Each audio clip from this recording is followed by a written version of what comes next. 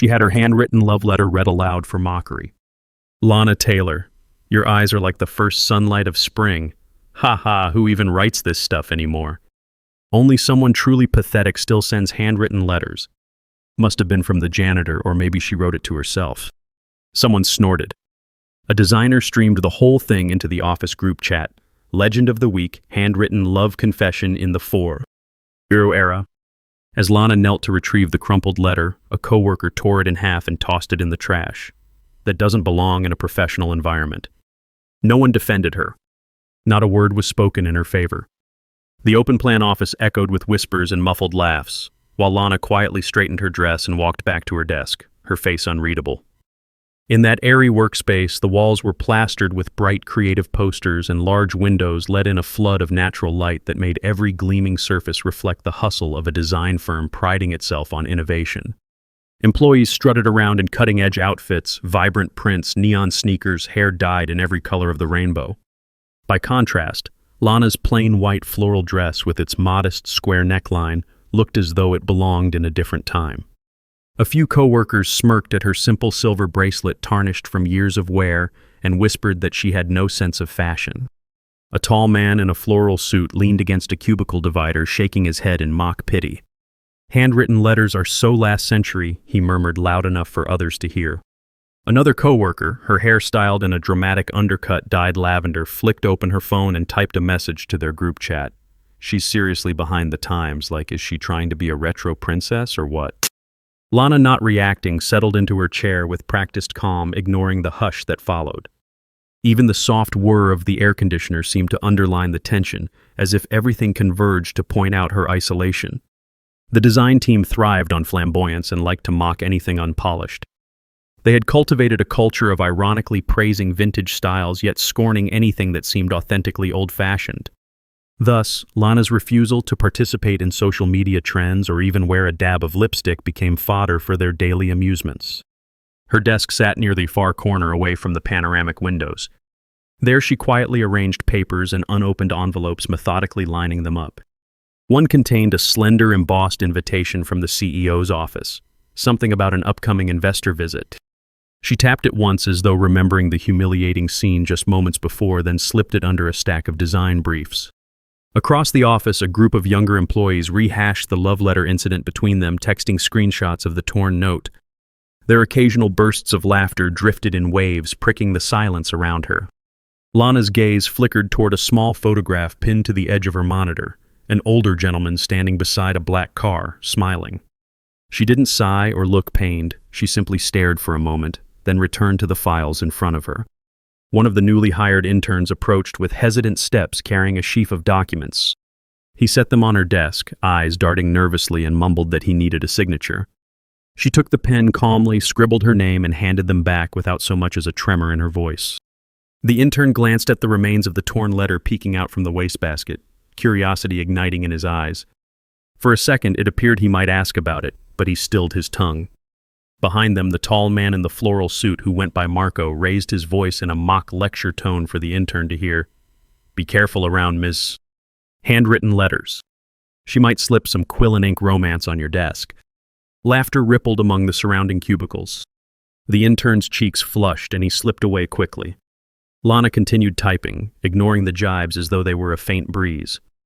A motion near the door caught everyone's attention. The receptionist came rushing in, face flushed, stammering about a VIP visitor. People froze, expecting maybe a high-profile client or a senior manager from the corporate branch. Instead, they heard the receptionist say, "He's asking for the woman in the white floral dress." At that exact moment, a jarring beep signaled a message in the company's group chat. A freshly posted update read, "Breaking news, some random big shot is here. Could be the rumored billionaire investor." That word billionaire sent a wave of excitement skittering across the floor. Conversations halted. Employees straightened their outfits, and a few quickly adjusted their hair in hand mirrors. Marco even switched out his pastel pink glasses for a sleek black pair, hoping to project a more professional image. Then the door swung open and in walked Darren Blackwell, the man whose name had graced countless headlines and Forbes lists. He was younger than some had expected, tall and confident, wearing a tailored suit in a subtle charcoal shade that highlighted his striking features. A hush fell on the entire office. Everyone's eyes shifted from the billionaire to Lana. All movement ceased. If a pen fell, no one would have heard it. Darren's gaze surveyed the rows of identical desks, the well-dressed employees, and the fancy design elements adorning the walls. Then, with quiet determination, he crossed the room until he stood before Lana's small desk in the corner. Lana slowly rose from her chair, her plain dress illuminated by the overhead lights that seemed to catch the delicate floral pattern like an echo of an earlier era. Darren dropped to one knee in front of her, producing a sealed envelope from his breast pocket. It looked identical to the one that had just been torn like a letter from another time, with thick, creamy paper and a faint floral scent. He broke the seal and cleared his throat. The entire office stood in shock, phones, forgotten hearts thudding. Lana Darren, red voice resonating in the hush. Thank you for staying so beautifully simple in a world that's lost itself, trying to be impressive. Will you marry me? He looked up, searching her face. The office was so silent that even the humming fluorescent lights seemed muted. A wave of stunned realization swept through the employees. This entire time, the letter they had mocked so viciously was from Darren Blackwell, a world-famous tech billionaire and their own company's largest private investor. Gasps rose from those who had ridiculed Lana moments earlier. Some covered their mouths in disbelief. Others stared at their shoes or the floor, and a few swiveled anxiously in their chairs, recalling the harsh words they'd so casually thrown at her.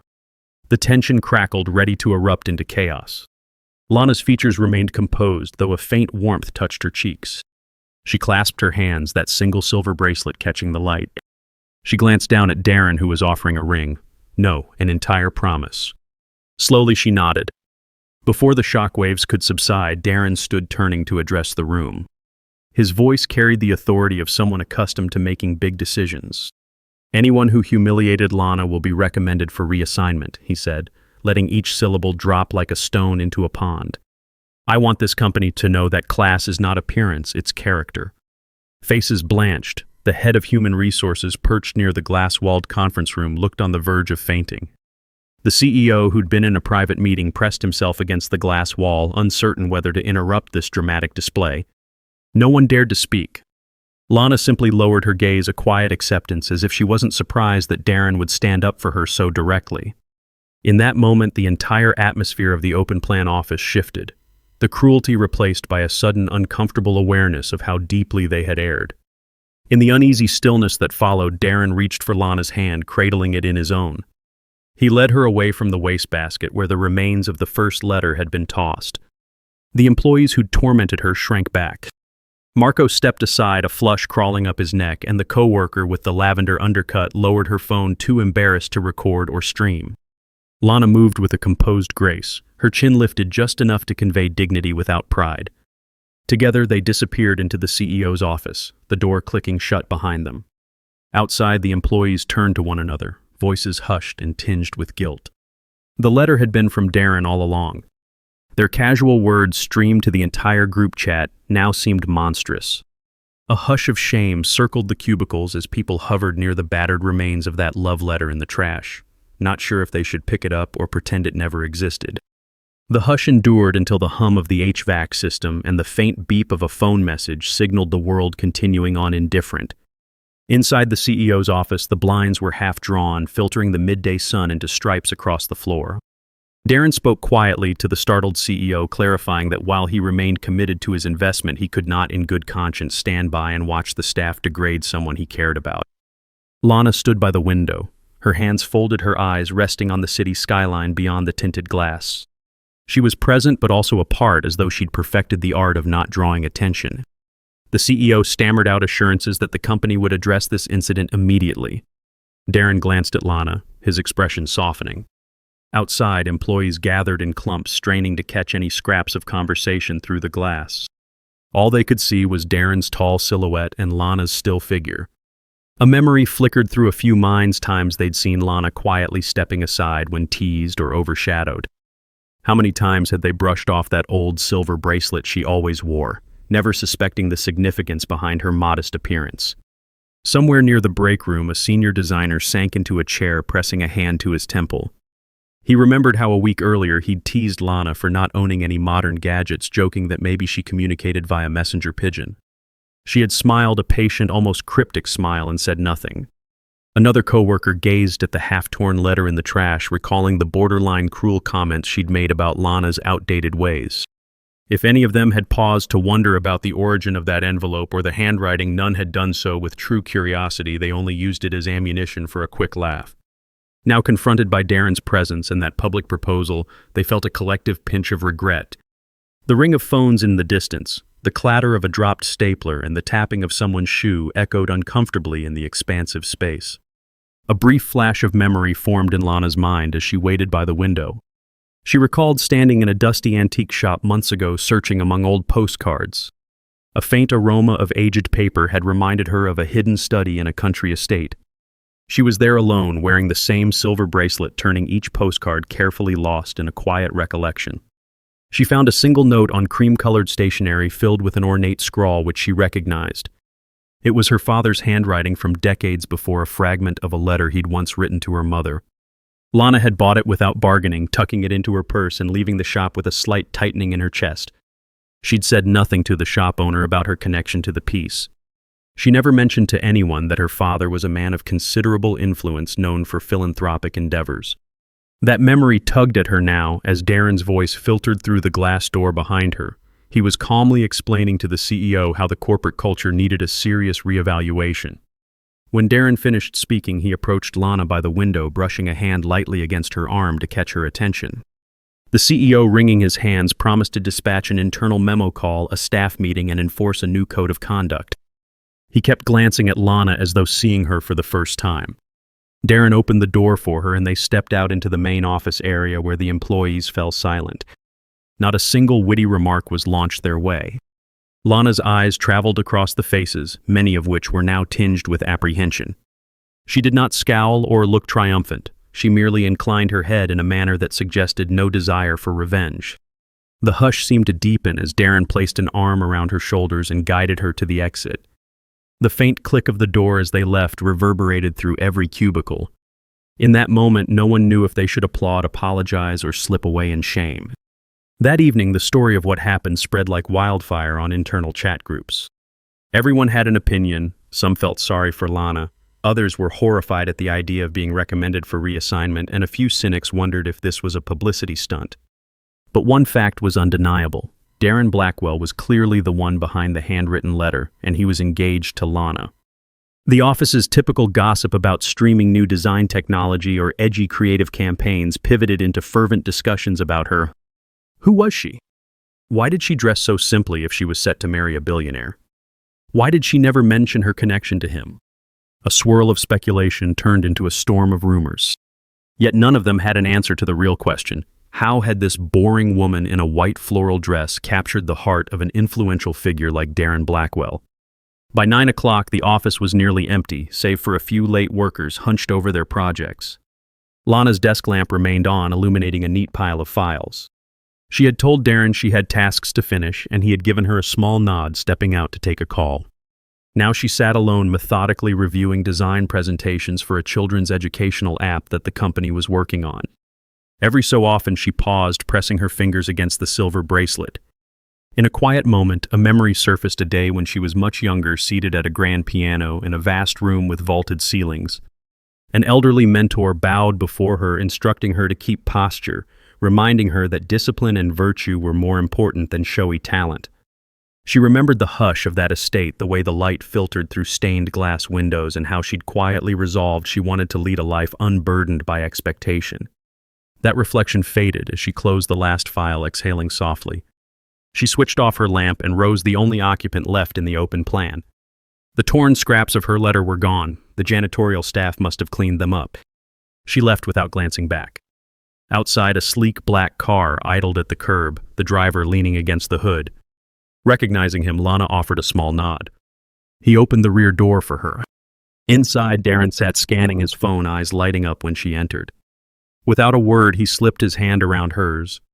The car pulled away, merging into the city's neon-lit traffic, leaving behind the luminous windows of the design firm. Neither of them spoke, but there was a quiet understanding that swirled in the air like a gentle current. Every so often, Darren's gaze swept over her as if to reassure himself that she was okay. She looked forward, her expression calm, not betraying any turmoil or triumph. The city lights played across her face, revealing someone who wore composure like a second skin. When the car reached her modest apartment building, Darren walked her to the door. The building was well maintained but unremarkable, surrounded by more extravagant complexes that boasted fitness centers and rooftop gardens. Lana preferred it here, anonymous quiet close to her daily routines. Darren lingered outside her door, hesitant to leave, brushing a stray hair away from her cheek. She unlocked the door and gestured for him to come in. The interior was clean, sparely furnished with personal items arranged in meticulous order. He glanced around, noticing very little beyond a few books, a framed picture of an older couple and a porcelain teacup collection displayed on a tiny shelf. The place exuded a sense of old-world gentleness. He handed her the intact letter, the second envelope he'd read from earlier, and she slipped it onto a small desk without reading it again. Darren began to speak, but stopped, as if uncertain how to address the cruelty she'd endured that day. Lana's gaze settled on him. She stepped closer, resting a hand lightly on his arm, almost a silent reassurance that no explanation was necessary. He cupped her cheek, but she maintained that same quiet composure, neither inviting pity nor expressing bitterness. Something in her stillness reminded Darren of their first meeting, which had happened in an unassuming bookstore that smelled of dust and new pages. He had been drawn to her as she studied an old volume of poetry, carefully turning the yellowed pages as if they were made of glass. He recalled how her eyes flicked to him, calm, questioning, yet not a hint of shyness. She had recognized him from the magazines but said nothing. Instead, she asked about the poem he was reading, and that was the start of everything. He left after a short while, pressing a soft kiss to her forehead. Lana closed the door behind him, standing in her quiet living room. The memory of the day's events flickered around her. The letter read aloud the scorn, then Darren's sudden appearance. She stepped over to a small table by the window, where a set of bamboo wind chimes hung, and ran her hand over the smooth surface of the table. A subtle gesture, perhaps a private ritual of grounding. Outside, the city buzzed with nightlife, but her apartment remained a sanctuary of hush. She made a mental note to check on her backlog of design tasks tomorrow. There were plenty of responsibilities to be addressed, especially if Darren truly intended to push for a cultural shift at the company. In the distance, a siren wailed, then faded, and she switched off the lamp, welcoming the calm darkness. Morning arrived with a swirl of tension at the design firm. Word had spread of impending changes. The CEO had called an all-hands meeting. Posters were taken down, replaced by official memos about respect in the workplace. The new corporate motto focusing on authenticity and kindness as innovation. Some employees rolled their eyes, suspecting it was mere PR damage control. Others felt genuine remorse, remembering how they had ridiculed Lana. She arrived precisely at 9, wearing the same style of plain floral dress, but with a slightly different pattern and the same bracelet.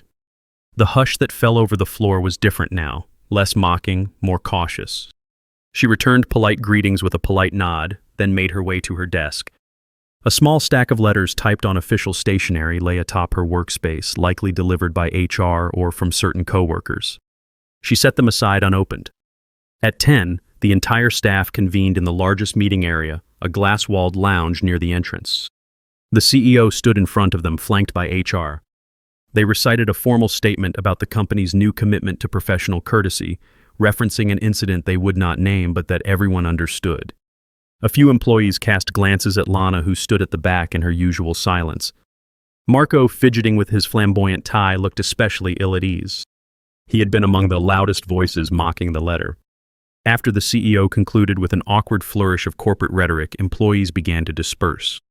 But Lana remained, noticing a half-dozen or so coworkers hanging around, clearly wanting to speak to her. They approached slowly, offering stammered apologies. One thrust a piece of paper at her, an apology letter they had typed out. Another tried to explain that they never meant to hurt her, it was all just office fun. She simply took each note with a graceful nod, betraying no anger. This left them almost more unsettled than if she had yelled, because her calm acceptance highlighted their cruelty. One by one they drifted away. During lunch, Lana sat at a small table in the break room, nibbling on a sandwich. 2 junior designers approached, looking nervous. They asked tentatively if they could join her. She inclined her head for them to sit. Awkwardly, they tried to start a conversation about a new project. One of them thanked her for always returning their calls so promptly. Another admitted they once ridiculed her behind her back and wanted to say they were sorry. Lana set her sandwich down, folded her hands, and simply said, "Thank you for telling me." Then she resumed eating, offering no further condemnation.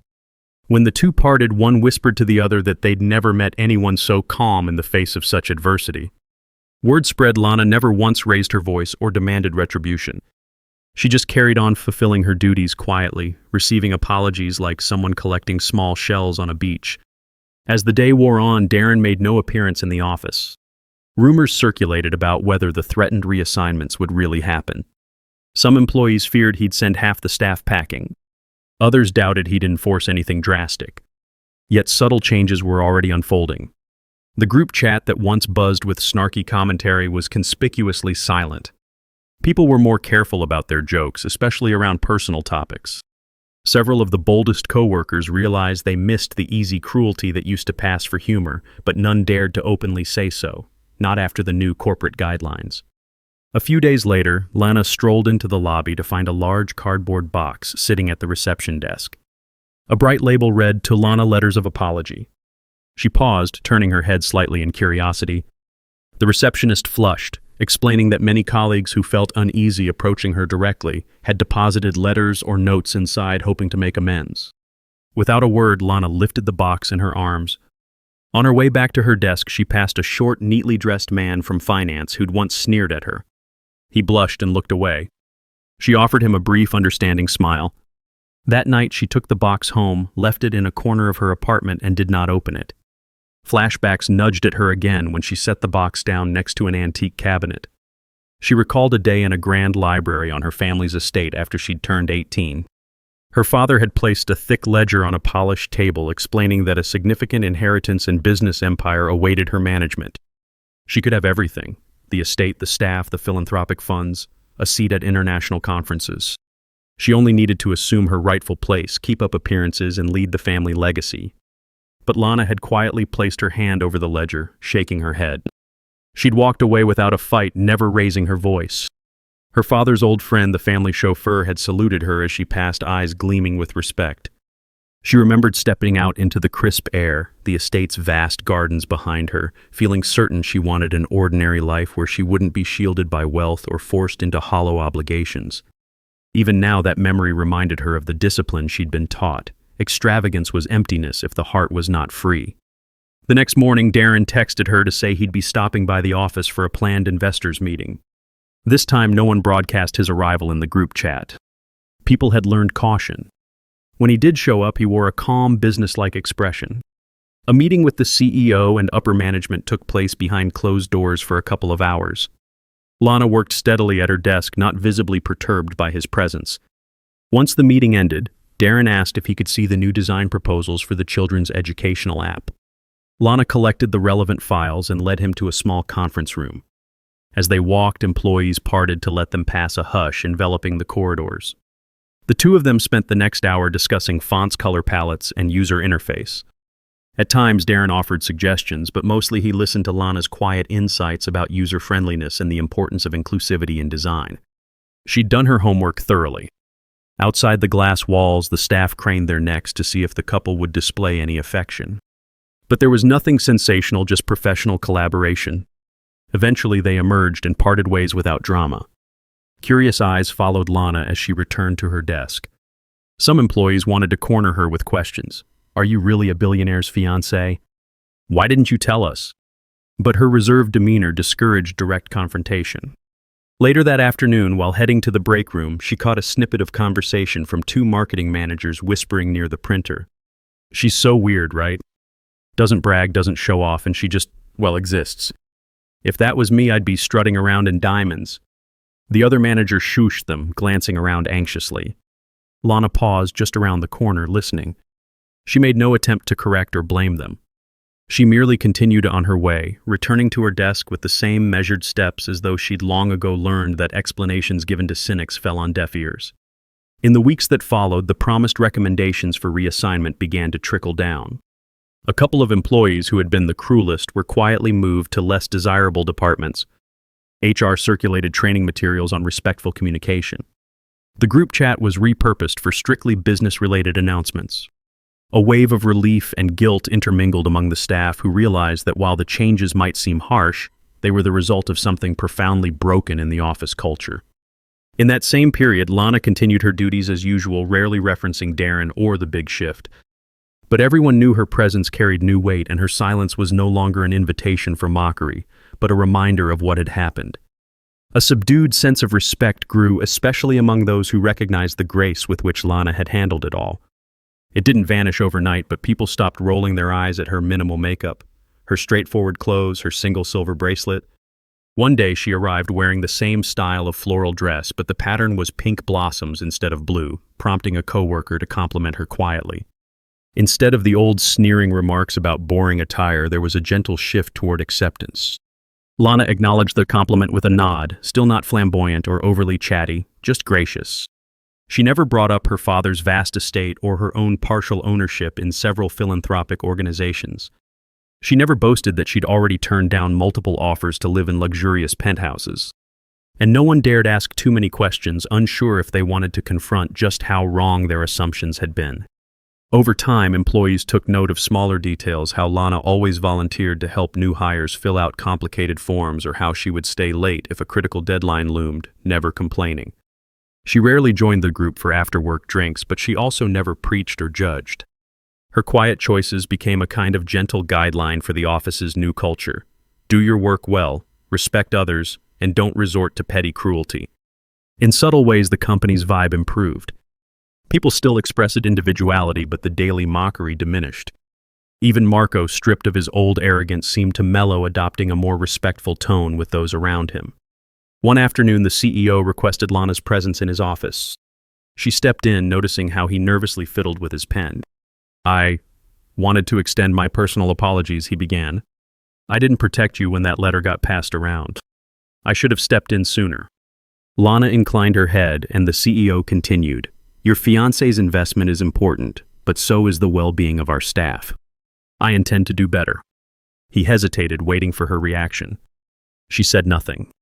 He exhaled, nodded, and handed her a short letter. It read, "On behalf of the company, we acknowledge the harm you suffered and pledge to prevent such incidents. Thank you for your grace in handling the matter." She read it, then set it aside, offering the CEO the same poised expression she'd given so many others. He sighed in relief, as if granted a reprieve from a sentence. She walked out calmly, returning to her desk. A new hush fell across the office that day, one tinted not with scorn, but with reflection. Employees saw how the CEO, a man seldom known for humility, had been compelled to apologize personally. They recognized Lana's unwavering composure as the catalyst for these changes. Her quiet presence had unmasked their toxic patterns more effectively than any confrontation could have. Around 5 o'clock, the HR director approached Lana's desk with another small stack of papers, more apology notes from staff members who had found it too intimidating to speak to her face-to-face. She accepted them gently, placed them in her drawer, and resumed shutting down her computer for the day. Outside, the sky glowed orange, with the setting sun reflecting off the office windows in a brilliant show of color. Lana walked out, white floral dress, catching that warm light, and no one dared utter a joke about her choice of attire. Darren texted her that evening, saying he wanted to meet. They arranged to meet at a quiet restaurant near her apartment. He arrived ahead of her, securing a corner table away from prying eyes.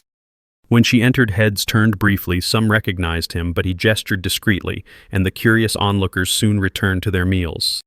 Lana sat down, smoothing her dress under her as she did so. Darren looked at her with open admiration. They spoke about everyday matters, how her day at work went, the children's educational app design, a future philanthropic project he was planning. Eventually, the conversation shifted to their impending wedding.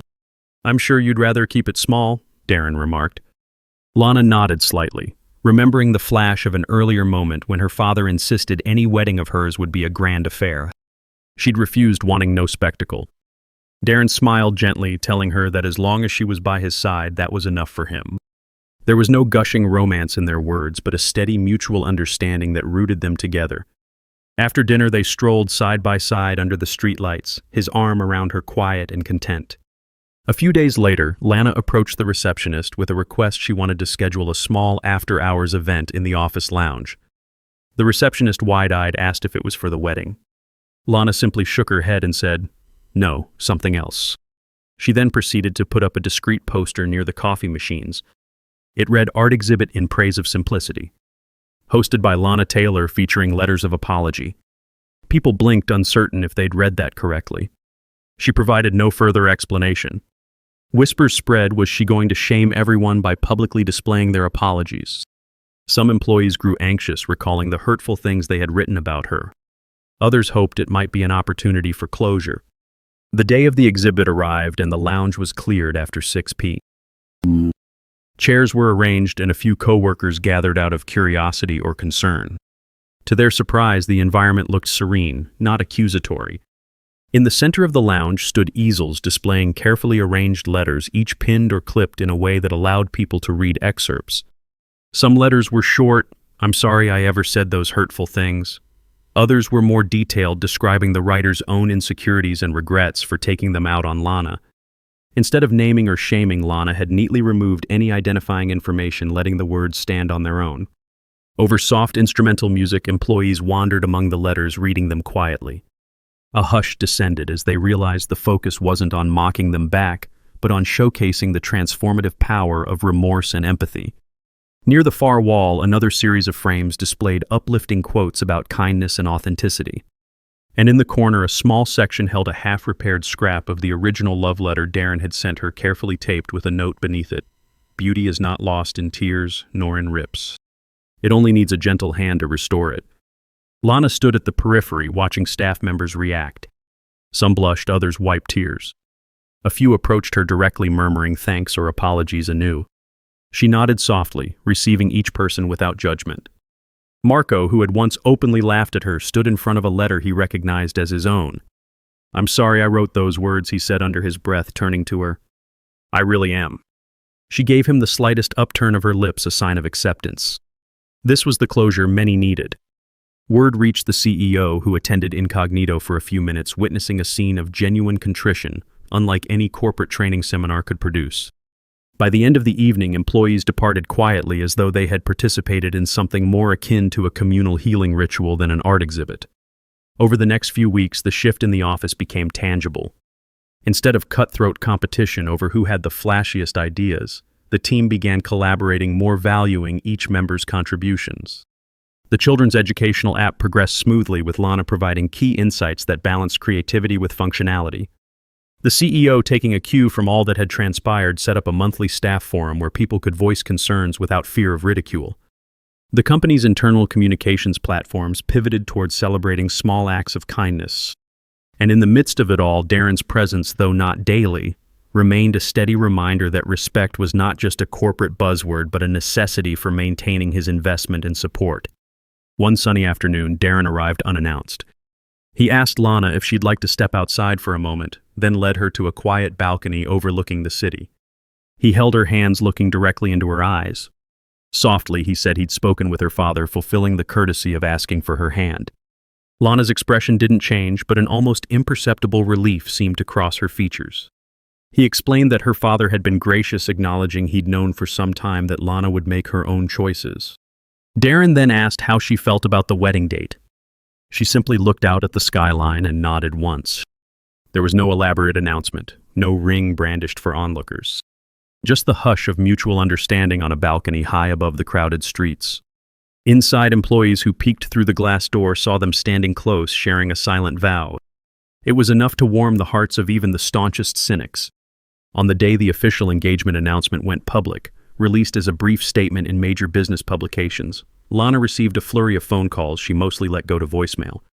The office congratulated her tentatively, uncertain if they were overstepping. She accepted their best wishes with the same poised nod. A few of her earlier tormentors left small gifts on her desk, tokens of contrition. She quietly placed them in her drawer alongside the rest of the letters. Over time, some apologized face-to-face again, and she would respond with a slight smile, maybe a soft thank you. The company's staff found themselves changed by her unwavering grace, finding no place for cynicism in the face of such calm perseverance. When the wedding finally took place, it was a small ceremony on the outskirts of the city in a modest garden. Darren stood at the altar, eyes bright, as he watched Lana step forward in a simple white dress reminiscent of her daily attire, only slightly more refined. The silver bracelet, polished but still bearing signs of age, adorned her wrist. A handful of close friends, some family, and a few colleagues attended, including the CEO and HR director, both subdued and respectful. It was not a grand spectacle, no paparazzi, no televised coverage. Just an intimate gathering that felt more like a quiet pledge than a performance. Afterward, they shared tea and light refreshments under the evening sky. Among the guests, an old man in a chauffeur's uniform lingered by the garden's edge, smiling as though proud to witness the continuation of a story that began long ago on that distant estate. Returning to work after a brief honeymoon, Lana continued her role. Everyone expected her to resign to leave the firm behind and move to a life of luxury with Darren. But she arrived one morning in her customary white floral dress, stepping off the elevator with her neat files under one arm. Co-workers greeted her more warmly, now relieved that she hadn't changed into some untouchable figure. She simply nodded and went about her duties. Over time, she began taking on a sort of mentorship role for newer employees, quietly guiding them away from gossip and negativity, encouraging them to share ideas kindly. People gravitated to her not out of fear of her billionaire husband, but out of genuine respect for the moral leadership she embodied without ever boasting or preaching. The memory of that humiliating day when her letter had been read aloud receded, overshadowed by the office's transformation. Still, once in a while, someone would reference it with remorse. The story became a cautionary tale about judging others based on appearances, a reminder of how one act of cruelty can unravel the entire fabric of workplace culture. And in that same breath, it stood as a testament to how one woman's quiet endurance, backed by the unwavering support of someone who loved her, could reshape an entire environment.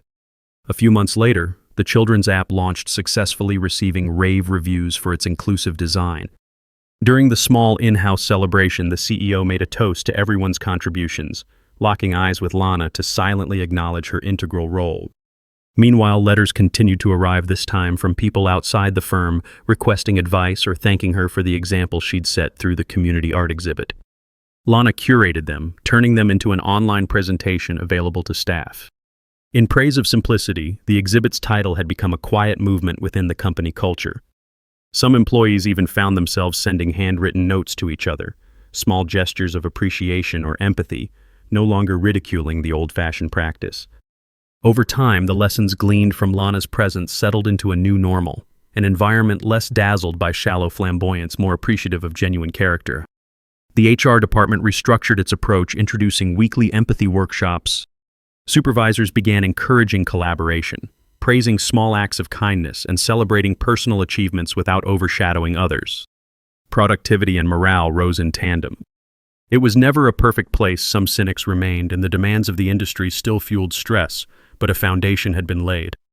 People remembered how the entire dynamic shifted when a quiet woman's dignity stood unbroken in the face of cruel mockery and the might of a single intervention by someone who genuinely loved her. Eventually, the day came when Darren announced he would partially withdraw from direct oversight, trusting the CEO to continue these policies. He said he believed the company had righted its course. In the farewell email he sent to the staff, he mentioned only one name, Lana. He thanked her for reminding us that strength is not always loud, but it's always clear, and expressed confidence that the firm would honor the lessons learned. That final note closed a chapter of upheaval, leaving behind a calmer, more introspective workforce. Lana continued to show up daily, doing the same tasks she always did, wearing the same style of dress hair in the same gentle waves bracelet always on her wrist. Now, though people saw her differently, not as a relic from a bygone era, but as a guiding presence who offered genuine kindness without expecting any in return. Her desk was occasionally adorned with small gifts of gratitude or heartfelt notes which she'd politely thank them for and place in her drawer. She never boasted about her marriage to Darren or flaunted privileges. When coworkers asked if she lived in a mansion, she'd merely say her apartment was still where she felt most at home. Darren visited rarely, each time welcomed warmly by staff who had once trembled at the thought of crossing him. But with every visit, his unwavering respect for Lana shone through, and people understood that love does not require ostentation when it rests on mutual regard. Months stretched into a year, and the humiliating scene that once burned in everyone's mind remained only as a quiet, cautionary memory. Instead, the more lasting imprint was the company-wide shift toward authenticity. The staff took pride in how they'd grown. Lana occasionally glanced at the corner of her desk, where the original torn letter sat in a small envelope taped back together. It was a gentle reminder of how cruelty can be undone with truth, and how truth once revealed needed no dramatic flourish to be heard. She never raised her voice. She never asked to be defended. But when he showed up, she didn't need to. because the truth had always been quietly waiting behind her smile. And if you feel a soft warmth in your chest, let it remain there, gently reminding you that even in silence, certain truths shine with unmistakable light.